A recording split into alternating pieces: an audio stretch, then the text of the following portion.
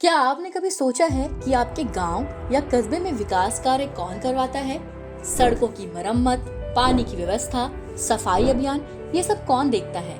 जवाब है पंचायत। लेकिन पंचायत आखिर काम कैसे करती है? और छत्तीसगढ़ में पंचायती राज व्यवस्था कैसी है? तो आज की अनसुनी गाथा में कहानी पंचायत की जानेंगे विस्तार से। लेकिन पहले जानते हैं छत्तीसगढ़ में नगरीय निकाय से जुड़ी कुछ खास बातें। छत्तीसगढ़ में हाल ही में नगरीय निकाय और त्रिस्तरीय पंचायत चुनाव की तारीखों की घोषणा की गई है। नगर निगम, नगर पालिका परिषद और नगर पंचायत का चुनाव 11 फरवरी 2025 को होंगे और मतगणना 15 फरवरी 2025 को होगी। वहीं पंच, सरपंच, जनपद सदस्य और जिला पंचायत सदस्य के चुनाव 3 चरणों में 17, 20 और 23 फरवरी 2025 को होंगे। अब जानते हैं क्या है पंचायती राज व्यवस्था। छत्तीसगढ़ में पंचायती राज प्रणाली त्रिस्तरीय है। पहला, ग्राम पंचायत, गांव की सबसे छोटी प्रशासनिक इकाई जिसमें सरपंच, उप सरपंच और पंच होते हैं। दूसरा, जनपद पंचायत, ये हर विकास खंड में होती है जिसके पदाधिकारी अध्यक्ष, उपाध्यक्ष और सदस्य होते हैं। तीसरा, जिला पंचायत, जिले के स्तर पर काम करने वाली पंचायत जिसमें भी अध्यक्ष, उपाध्यक्ष और सदस्य होते हैं। अब जानते हैं पंचायतें काम क्या करती है। पंचायतों को छत्तीसगढ़ पंचायत राज अधिनियम 1993 के तहत कई जिम्मेदारियां सौंपी गई हैं, जिनमें सामाजिक न्याय सुनिश्चित करना, ग्रामीण विकास से जुड़े कार्य करना, शिक्षा, स्वास्थ्य, सड़क, जलापूर्ति जैसी बुनियादी सुविधाओं का विकास करना और सरकारी योजनाओं को प्रभावी तरीके से लागू करना शामिल है। अब जानते हैं जिला पंचायत के बारे में।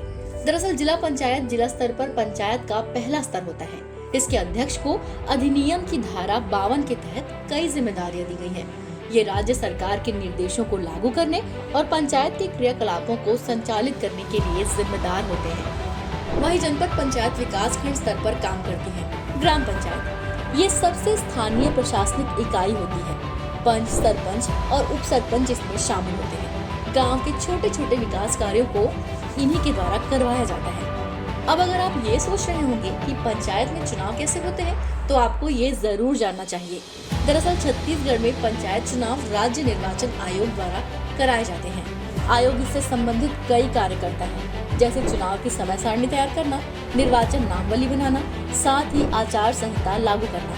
अगर आप ये जानना चाहते हैं कि आचार संहिता में पावर किसके हाथ में होता है, तो सी पॉजिटिव के इस वीडियो को देखना ना भूलें। हाँ, तो हम बात कर रहे थे राज्य निर्वाचन आयोग की। राज्य निर्वाचन आयोग ही चुनाव चिन्हों का निर्धारण और आवंटन करता है। जैसे कि पंच के लिए बाल्टी, सरपंच के लिए टेबल, श्याम पट्टी यानी कि ब्लैक बोर्ड, टेबल, पंखा तय होते हैं। वहीं पंचायत के खर्चे के लिए वित्त का वहन राज्य वित्त आयोग द्वारा होता है, जबकि बजट का अनुमोदन ग्राम सभा करती है। त्रिस्तरीय पंचायत व्यवस्था के बारे में तो आपने जान लिया, तो क्यों ना थोड़ी इसके इतिहास के बारे में जान लिया जाए।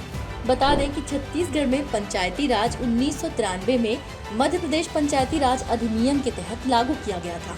24 जनवरी 1994 को राज्यपाल की अनुमति मिलने के बाद 1 नवंबर 2000 को इसे छत्तीसगढ़ राज्य में लागू किया गया। 2001 में इसे छत्तीसगढ़ पंचायती राज अधिनियम 1953 के नाम से अनुकूलित किया गया और अब ये इसी नाम से जाना जाता है। तो अब आप समझ गए होंगे कि पंचायत क्या है, ये काम कैसे करती है और पंचायत के चुनाव कैसे होते हैं। ये प्रणाली गांवों के विकास में बेहद महत्वपूर्ण भूमिका निभाती है। आने वाले चुनावों में अपने मताधिकार का उपयोग जरूर करें और अपने गांव, जनपद और जिले के विकास में योगदान दें। अगर आपको ये जानकारी पसंद आई हो तो इस वीडियो को लाइक और शेयर करना ना भूलें और कमेंट में हमें बताएं कि आपको पंचायत चुनाव को लेकर क्या लगता है।